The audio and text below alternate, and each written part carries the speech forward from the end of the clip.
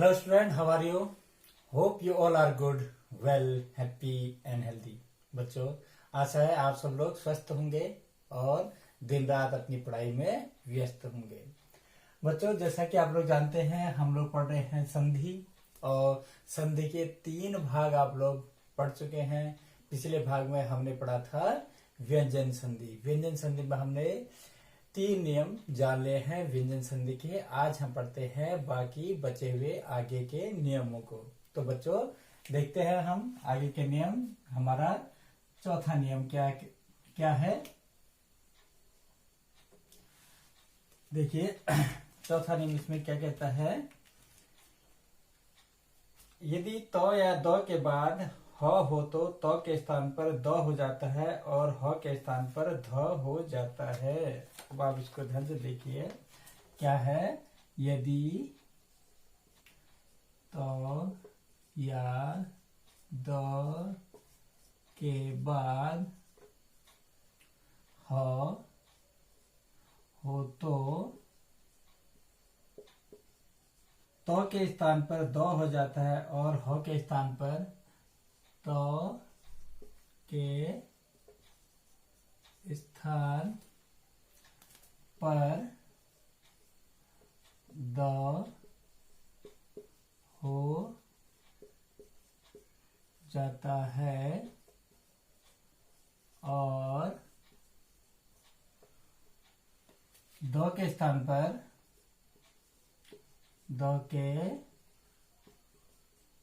स्थान पर ध हो जाता है। उदाहरण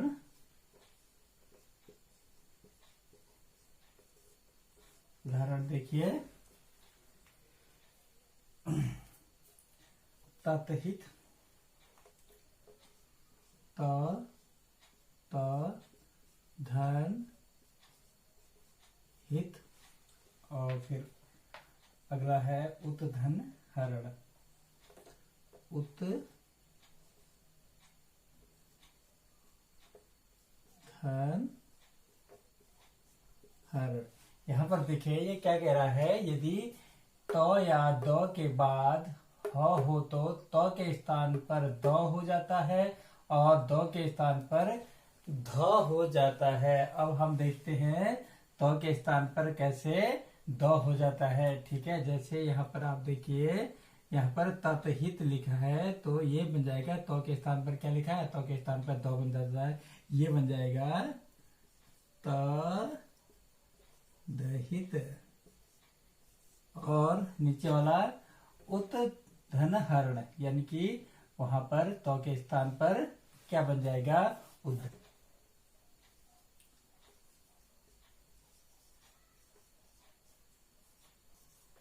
ठीक है, म के बाद यदि अंतस्थ व्यंजन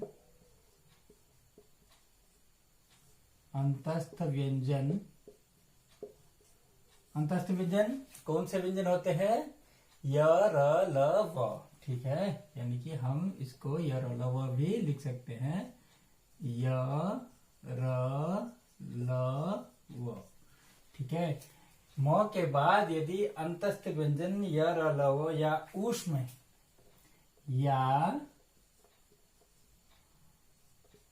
व्यंजन, ऊष्म कौन से होते हैं? श, श, स, ह। ऊष्म व्यंजन, यानी कि हम क्या क्या देखते हैं इसमें? श, और ह। ठीक है, श एक स्वर होता है, स और ह। ये व्यंजन यदि आते हैं तो वह क्या बन जाता है? वर्ण हो तो म का अनुस्वार हो जाता है। हो तो म का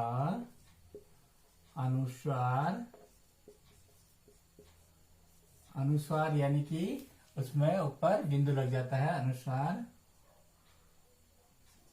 हो जाता है,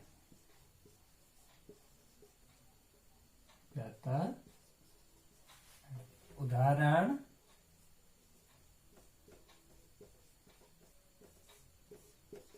के तौर पर हम देखते हैं किम धन वा, किम धन वा, वा कौन सा है, यह अंतस्थ व्यंजन है, किम धन वा, तो ये हो जाएगा हमारा किम्वा, किम्वा। दूसरा हमारा समधन शय, समधन शय, तो ये हो जाएगा हमारा संशय। ठीक है, तो बच्चों यदि म के बाद कोई अंतस्थ व्यंजन या ऊष्म व्यंजन आते हैं तो वह जो है, जो म होता है वह अनुस्वार में परिवर्तित हो जाता है। अब देखिए ऐसे ही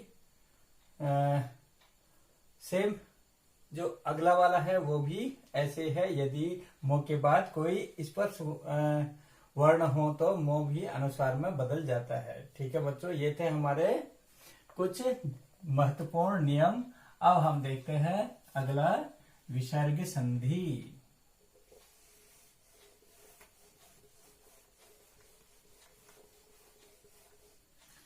देखिए विसर्ग संधि,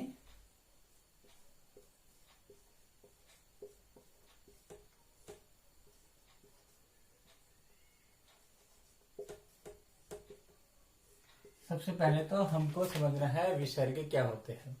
यह जो है जब हम किसी शब्द के आगे दो बिंदु लगा देते हैं तो उसको जो है विसर्ग कहते हैं। वह जो है ह का क्या कहते हैं, ह का उच्चारण करता है। जैसे हम लिखते हैं प्रातः, ठीक है, प्रातः, तो यह जो दो बिंदु होते हैं इनको हम कहते हैं विसर्ग। और यदि विसर्ग के साथ कोई संधि होती है तो हम उसको कहते हैं विसर्ग संधि। आइए हम देखते हैं विसर्ग संधि की परिभाषा।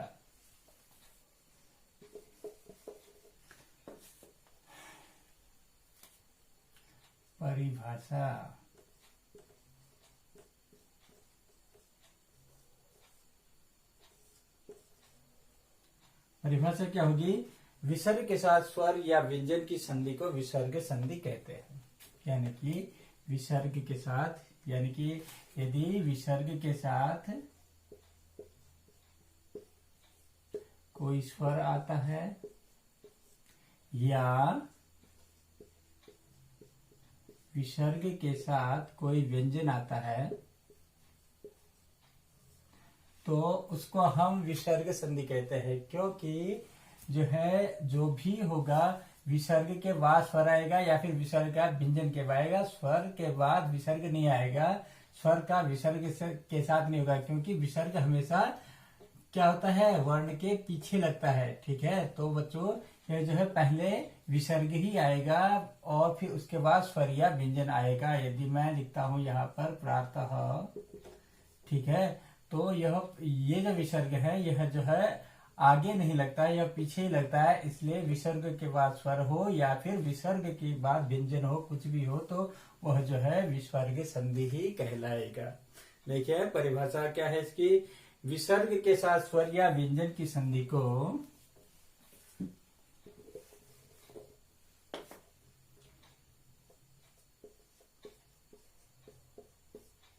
विसर्ग के साथ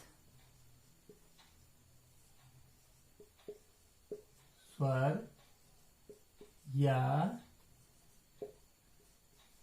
व्यंजन की संधि को विसर्ग संधि कहते हैं। विसर्ग संधि कहते हैं।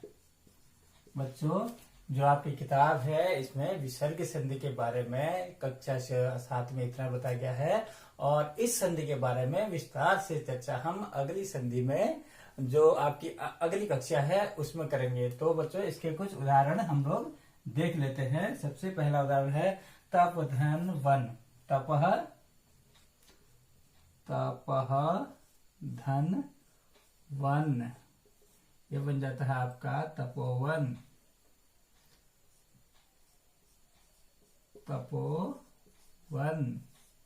और फिर उसके बाद जो दूसरा उदाहरण है आपका मनः धन अनुकूल। मनः धन अनुकूल, ये होता है आपका मनोनुकूल। ठीक है, मनोनुकूल यानी कि मन के अनुकूल। ठीक है, ऐसे ही बहुत सारे आपको एग्जाम्पल दिए गए हैं। आप जो है उन सारे एग्जाम्पल को अपनी किताब से देख करके याद कर लीजिएगा। तो बच्चों आज हमने संधि का जो चौथा भाग है यह भी कंप्लीट कर लिया है, और आशा करता हूं आप सभी लोगों को संधि अच्छे से समझ में आ गया होगा। यदि आपको कोई भी डाउट है तो हम जो है गूगल मीट के माध्यम से फिर हम इसको बहुत अच्छे तरीके से समझ लेंगे। आज के लिए इतना ही, धन्यवाद। पढ़ते रहिए और अच्छे तरीके से अपनी पढ़ाई को निरंतर जारी रखिए। तो बच्चों धन्यवाद।